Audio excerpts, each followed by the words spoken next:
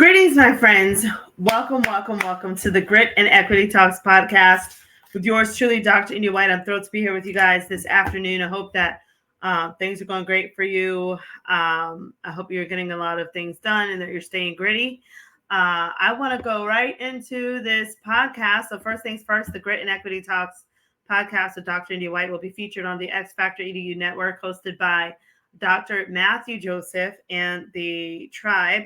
You can also find it on Spotify and on all of my social media outlets. Please help us to spread the word. We're trying to expand our reach however wide we can go.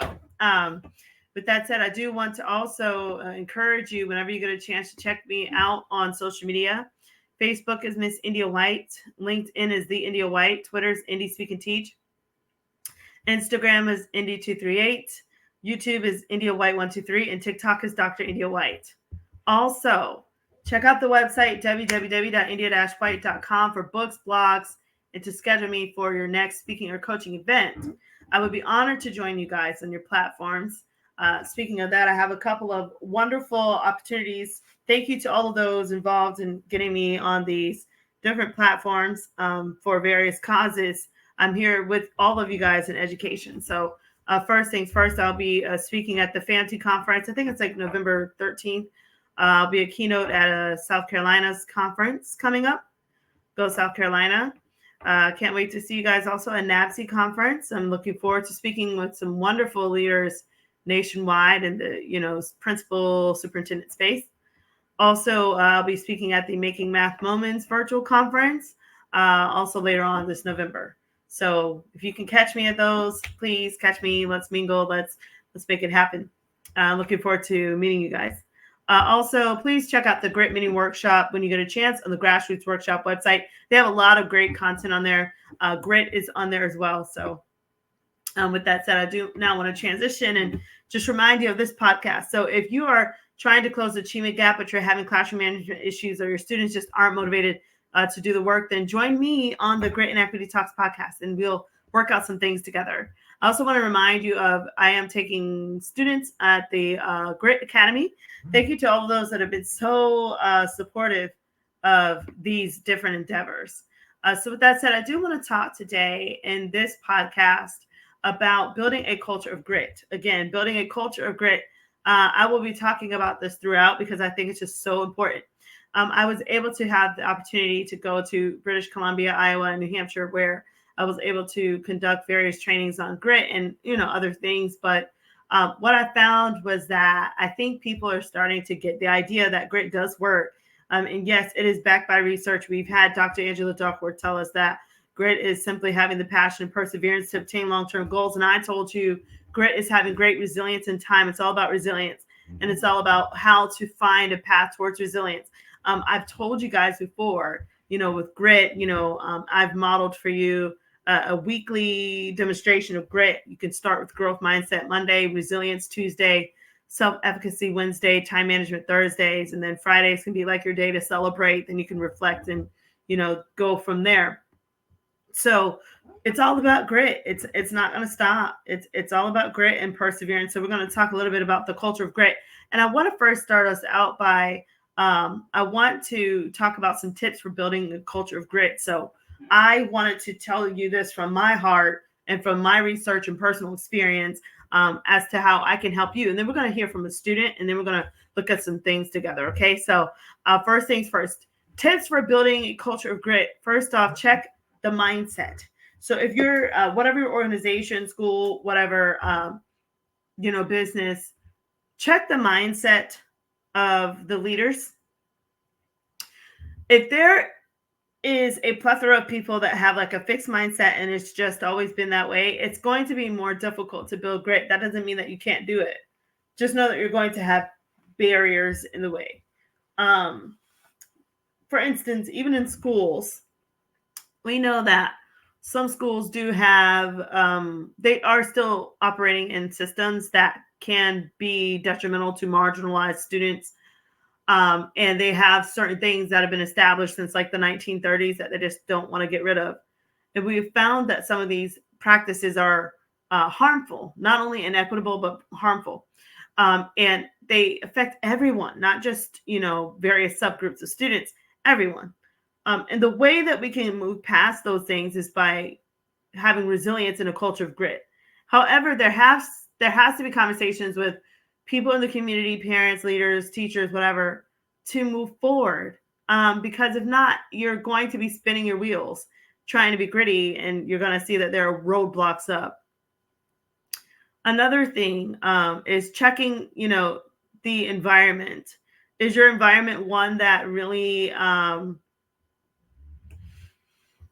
is a healthy environment that cultivates grit, that builds grit, that gives everyone an equal opportunity? If there are these unnecessarily roadblocks up, whether it's stemmed from economical reasons or concepts around hate, concepts around just different limitations, invisible ceilings and things like that, then you got to check your environment. You can only do so much. But if the environment is conducive for you, then I would say plow through it, one day at a time, and build grit. 3, find your grit tribe. If your grit tribe, if you're like, okay, who is my grit tribe? Your grit tribe are your people that they always have your back and they always believe in you no matter what. You could be a trendsetter here trying to do this new work. And as long as you have a tribe of people, not everybody is going to be in your tribe. Studies show that, in a room full of 10 people, one person automatically will not like you no matter what. So stop trying to get everybody to be your best friend. The thing is, you have a goal, you have a specific assignment. Stay focused on that assignment. Don't worry about being, popular or getting everybody to like you or getting approval. That's not it. The thing is, get the job done, get the task done, right? What is your mission and vision? Focus on that. Don't focus on all this other stuff. Find your grit tribe. Your grit tribe are going to be the people that will respect you and respect your work. Even if you guys have differences from time to time, overall, they still respect you. They respect your work. Some of you do have it more difficult than others. You're dealing in, systems of, I think, oppression and situations that are just horrible. And it feels like there's like a rope around your neck and you still have to perform. And that the people aren't really for you, but you're still, cranking it out. And kudos to all of you that are in that situation. Just continue to plow through it one day at a time and find your grit tribe, those that will continue to push the vision and mission forward and push your work forward. Next, write a vision and make it plain. So it's hard to move forward if you don't know where you're going. So writing a vision and making it plain is key to showing productivity and progress through grit. What is the vision and the mission? Where are you on that vision and mission? And then move forward. I would say also hold yourself accountable by having people that can help you with this and assigning grit roles. Who's going to help with the growth mindset of the team or of the school? Who's going to be that leader? Who's going to be the resilience leader? The one that's going to make sure they can pump people up when they feel like giving up, pump students up. They feel like, throwing in the towel. Assign grit roles. Who's going to work on that self-efficacy, making people believe in themselves and having that inner confidence? And then, of course, who's going to hold everybody accountable through time management? So assigning grit roles is key. As you do that, you will continue to build a culture of grit. This has to be intentional. It's I admire my son's school because they have a theme of grit right now for the sports, and they're doing very well. They're actually going to playoffs. So I'm very proud of them and how far they've gotten. And, they continue to go back to grit because they know grit works. And one thing about it, though, is they're building a culture of grit where grit is now a part of the way of work. It's a part of the language. It's a part of the environment. It's a part of the conversations, the social constructs of things. Grit is not easy all the time. But grit, you make yourself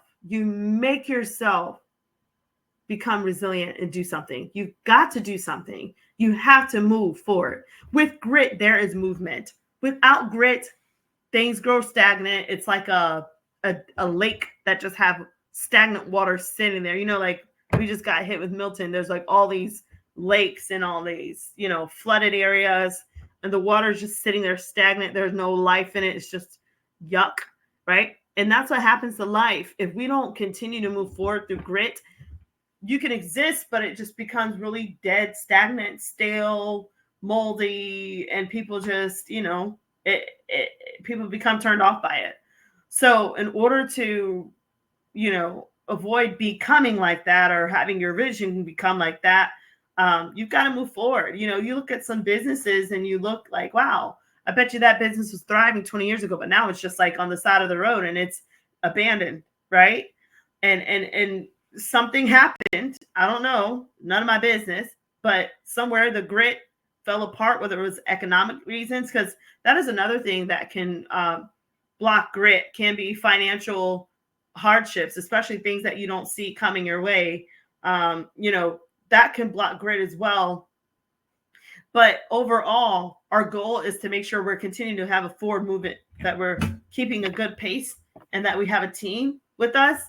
Whenever you're doing this grit work, sometimes you do want to make sure that you're bringing someone with you, so that it doesn't look like you're just trying to like overturn an entire empire by yourself. That's not the goal. The goal is to fulfill the vision and mission, and to take a team with you to maybe enhance the level of innovation and enhance, just the quality of work and the quality of achievement that's happening, whether it's a school district or an organization in particular. So with that said, we're talking about grit. So I want to now talk with you and show you a clip from a little kid that talks about grit. I thought he was just really cute. So I wanted to bring him on as he talks to us about this.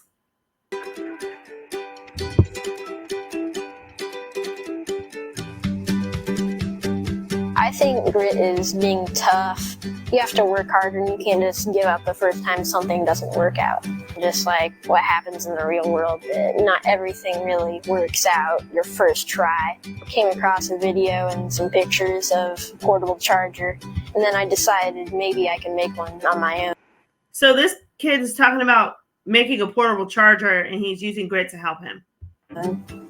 I made a sketch in the beginning. At first, I didn't have a 9-volt connector, so I had to make one out of cardboard and screws. I didn't even have electrical tape to do it, so to attach the connector to the 9-volt, I had to use Scotch tape around the connections. Half the time it wouldn't power on, or there'd be some kind of wiring problem, like not like hazardous problems, but it didn't really work out. So, and then I moved on to the cardboard, and I made the connections out of aluminum foil. The charged battery would hit the positive side would hit the negative side of the USB. It didn't catch on fire or anything. After the cardboard, when I got a new container, I actually ruined it when I was trying to make the USB hole, and it snapped both of my drill bits into the wood. Just bent the whole box, and it couldn't close, and it looked really bad. It had some.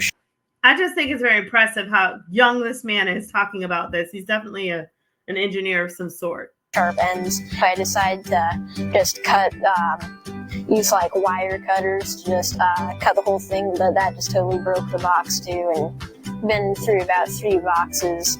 By the time I got to the final box, I was working for about a month and a half. Wow.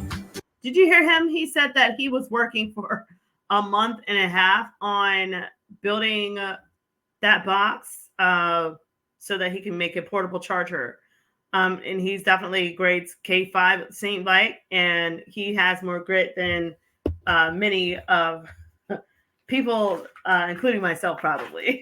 So I think that's great that young man has accomplished that at such a young age. And I think that's why, too, we need to always keep the ceiling open when it comes down to students that are more intellectually shown themselves to be more advanced, gifted, or you just, those child prodigies, because you never know who you are teaching. So with that said, I thought it was great as he was able to talk about grit. And so with that said, now I want to, have us to actually look at some research here of what it's talking about with grit and what grit looks like, and when it comes down to like building a culture of grit and all that good stuff. So let's look at it from, I guess, leadership perspective. I always, talk to teachers, but I'm going to talk about this. So it says organizational grit. So this was in 2018. Okay. And so it says high achievers have extraordinary stamina. Even if they're already at the top of the game, they're always striving to improve. There has to be forward movement. It says, even if their work requires sacrifice, they remain in love with what they do. Even when easier or easier paths beckon, the commitment is steadfast. We all call this remarkable combination strengths grit. Remember, I told you, everyone is talking about, oh, I've got the fight in me, I've got the inner drive, and I've got that with it to itness, or whatever they call it. It's stick it to itness, right? It's all grit. And so here they're talking about research that was done at West Point, probably from Dr. Duckworth. Talks about how cadets will make it through training. That actually determines their better education than achievement test scores and athletic ability. Very interesting.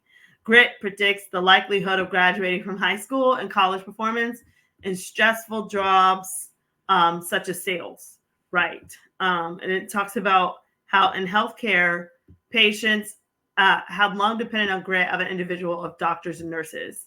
And then it talks about, let's keep going. He talks to us about drawing on decades of experience as a clinician.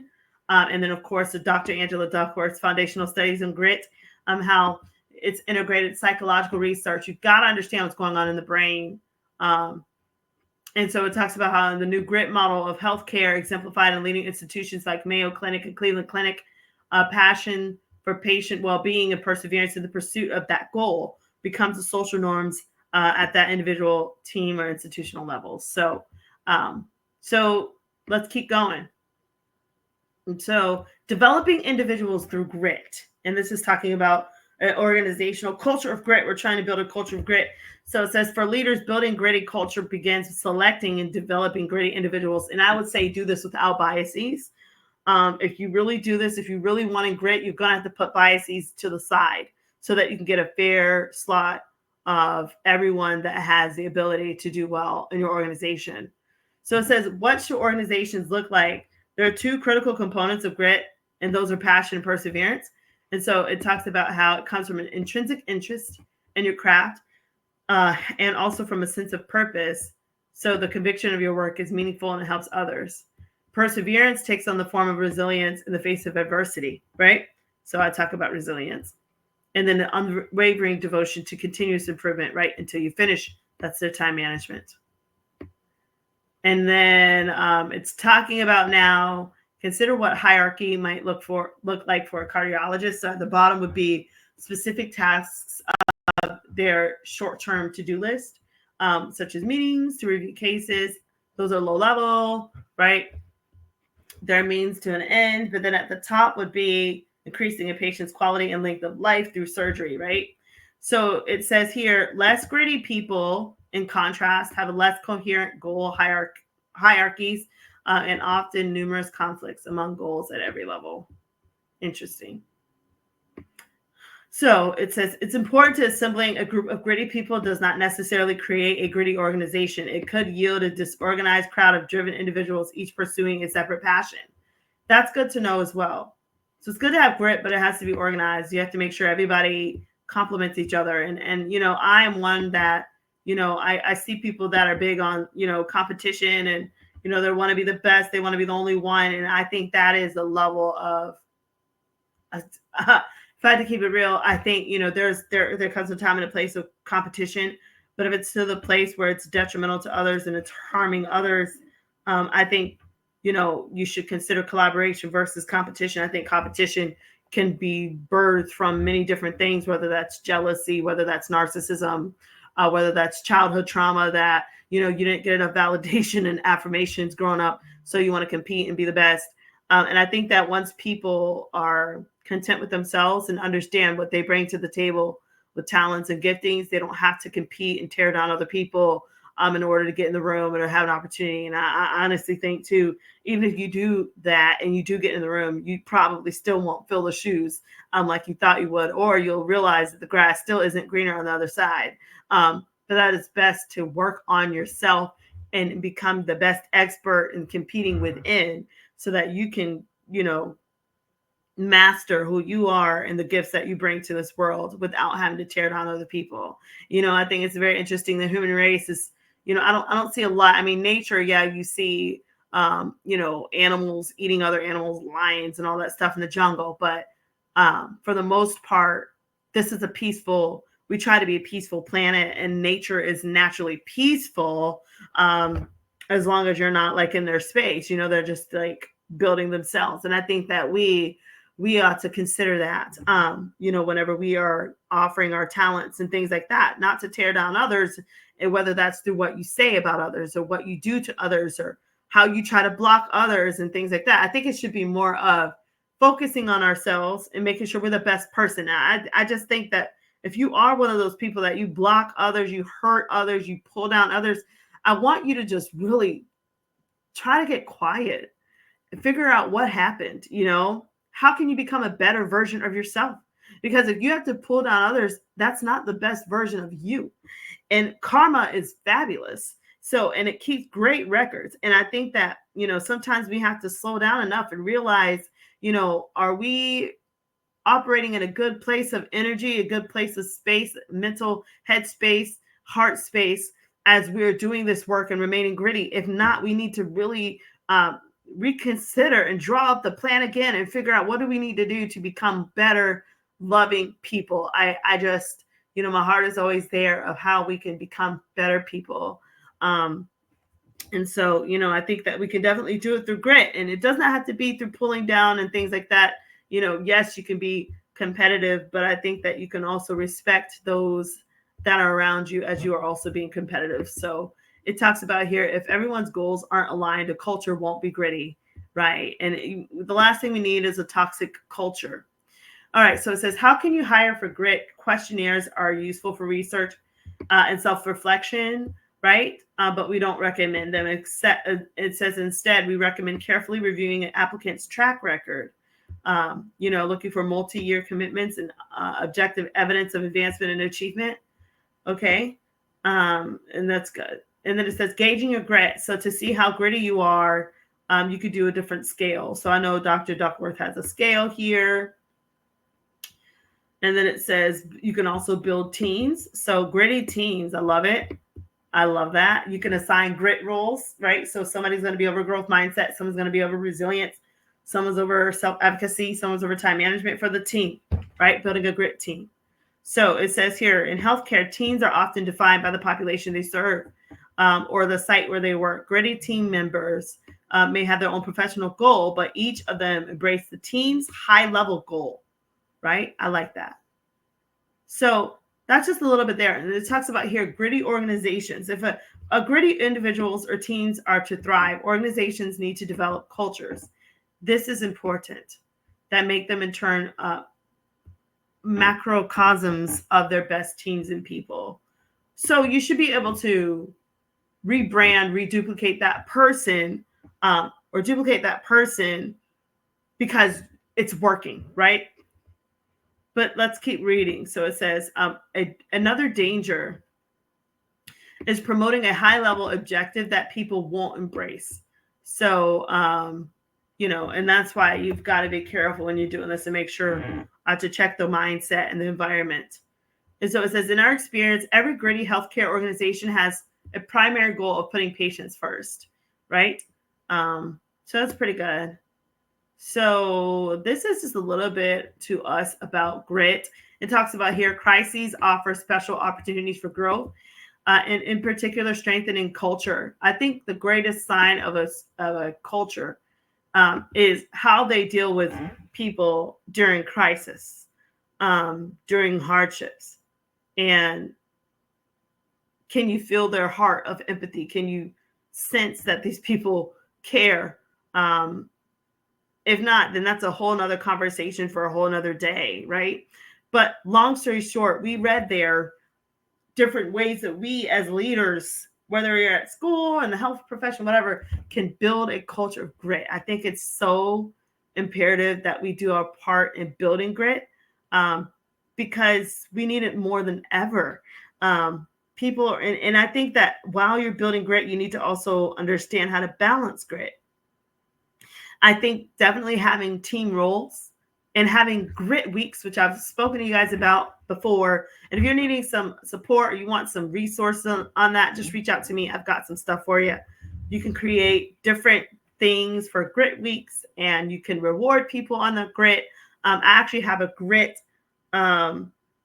certificate where you can award people for the grit and the grittiness that they have established on the job or at the school. So reach out to me for that. I could give that template to you.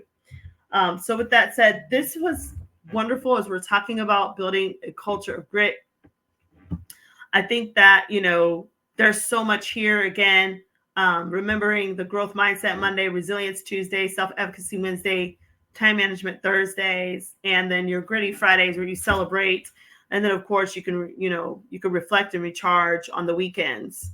Remembering the grit weeks, and then also remembering that it's all about having grit and perseverance no matter what. So with that said, I want to challenge you guys to do your part on building a culture of grit. And now we're going to wrap it up. So thanks so much again for joining me on the Grit and Equity Talks podcast with Dr. India White.